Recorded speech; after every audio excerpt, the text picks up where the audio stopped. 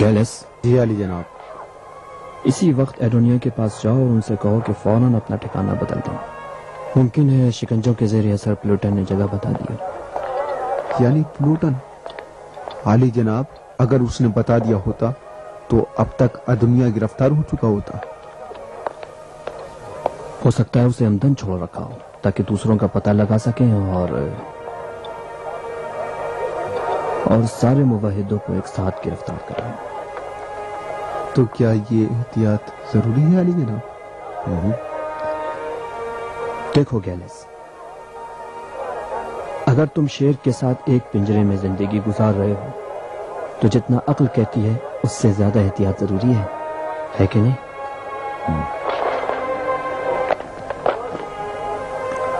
اپنا خیال رکھنا. ممکن ہے دنیا پر نگرانی ہو رہی ہو.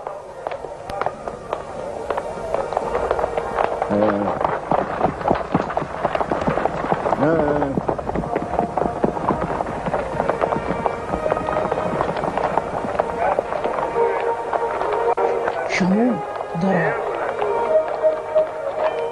میرے اس گھوڑے کا خیال رکھنا. جی حضور جی.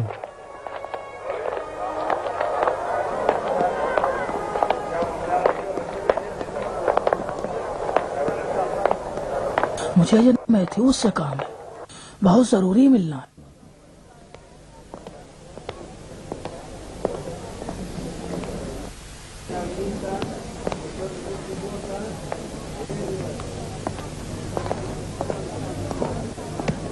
سلام عرض ہے جناب.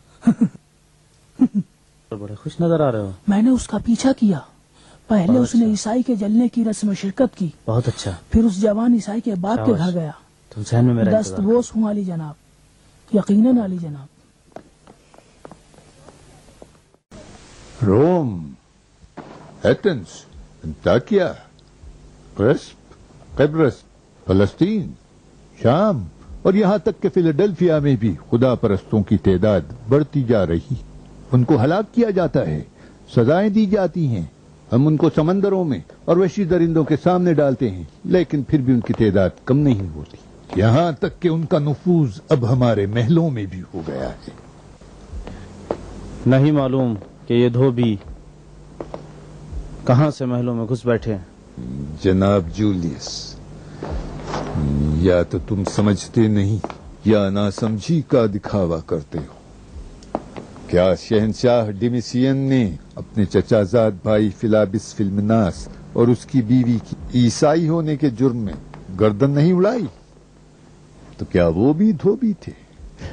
کیا اسی صورت میں بہتر نہیں کہ ہم بھی اپنے دربار کے سلسلے میں ہوشیار رہیں؟ تم کیا کہنا چاہتے ہو؟ میں کوئی خاص مقصد نہیں، فقط احتیاط کے طور پر. لیکن مجھے اپنے درباریوں پر پورا اعتماد ہے. پھر بھی تم سے متفق ہوں، ہمیں ہوشیار رہنا چاہیے. عالی جناب میکسیملین.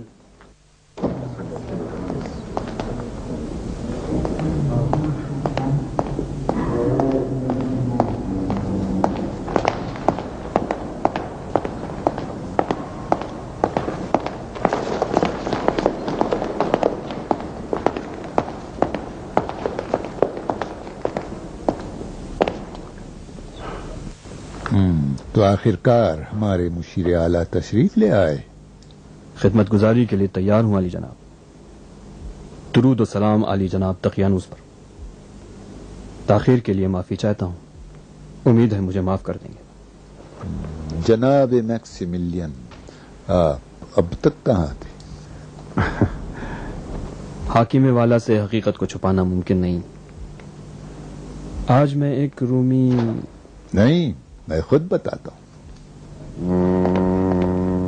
یقیناً اس مرد کے جلائے جانے کی تقریب میں شریک ہونے گئے ہوں گے.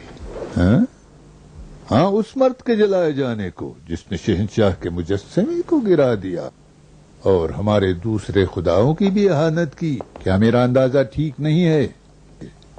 آپ کا اندازہ بالکل ٹھیک ہے. وہ منظر دیکھ کر جوش آ گیا ہوگا. بھڑکتی ہوئی آگ، آسمان سے بات کرتے ہوئے شعلے، چیخ پکار، ہماری فتح کا نظارہ یقیناً قابل دید ہے۔ اس قسم کے مناظر انسان کو خوش کرتے ہیں اور دشمنوں کو دہشت زدہ۔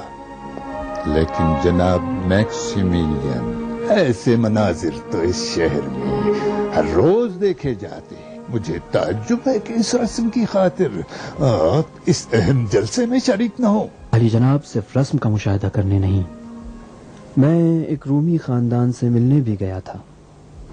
تو کیا وہ بیمار تھے؟ جی نہیں، ضرورت مند تھے، انہیں دلاسا دیا اور ان کی ضرورت بھی پوری کی۔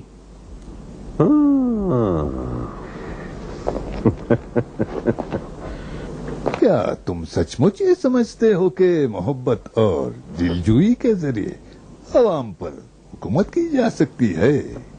میں علی جناب دقیانوس کے مقصد کو سمجھتا ہوں، حکومت تلوار کے زور پر، لیکن میں تلوار کو کافی نہیں سمجھتا۔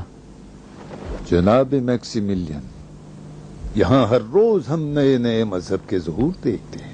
ان مذہبوں کو تلوار کے بغیر ہم کس طرح دبا سکتے ہیں؟ دنیا میں بہت سے مذاہب ظاہر ہوئے اور مختلف حکام نے ان کے ساتھ مختلف سلوک کیے۔ کبھی سیاستدان سمجھداری کے ساتھ محبت کے ذریعے اپنے مقصد میں کامیاب ہوئے تو کبھی تلوار کے ذریعے۔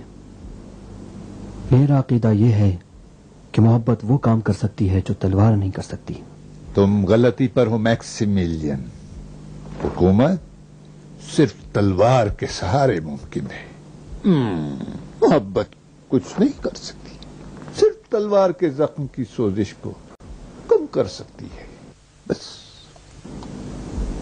علی جناب، کیا بہتر نہ ہوگا کہ کام کی باتیں کی جائیں؟ معاف کیجیے گا علی جناب، کیا میں جناب میکسیمیلین سے ایک سوال پوچھ سکتا ہوں؟ جس خاندان سے آپ ملنے گئے تھے، کیا یہ مجرم پلوٹن سے تعلق نہیں رکھتا کہ جس کو آج عیسیٰ کی پیروی کرنے کے جرم میں جلا دیا گیا؟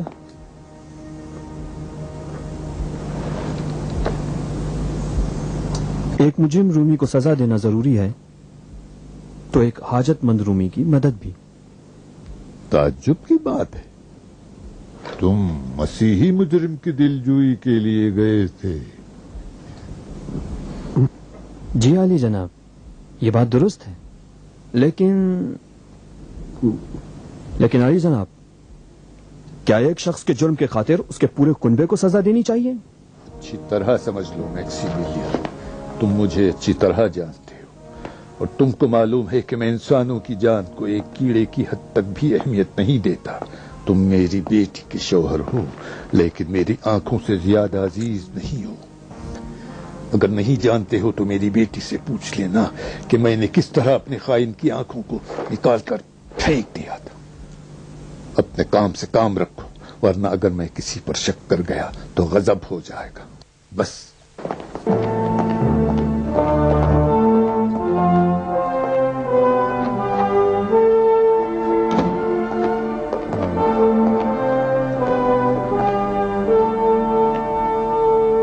اور کوئی سوال نہیں پوچھنا ہے؟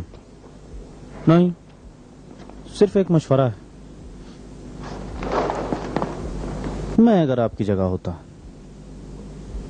تو بانو ہیلن کے انجام کو زیادہ سوچتا۔ عجیب بات ہے، اس کا آپ سے کیا تعلق ہے؟ آپ اپنے سلوک سے ان کو خطرے میں ڈالتے ہیں۔ اپنے سلوک کے بارے میں زیادہ ہوشیاری سے کام لیں۔ تم بھی اپنے منہ کو سنبھال کے رکھو، کیونکہ چھوٹا منہ بڑی بڑی باتیں کرنے لگا ہے، کہیں ٹوٹ نہ جائے۔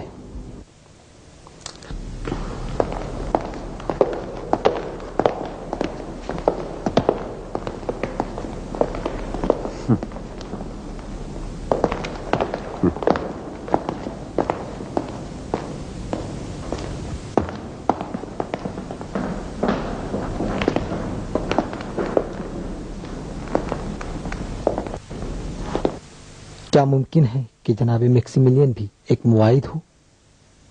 اتنی آسانی سے نہیں کہا جا سکتا، آنے والے وقت کا انتظار کرنا چاہیے۔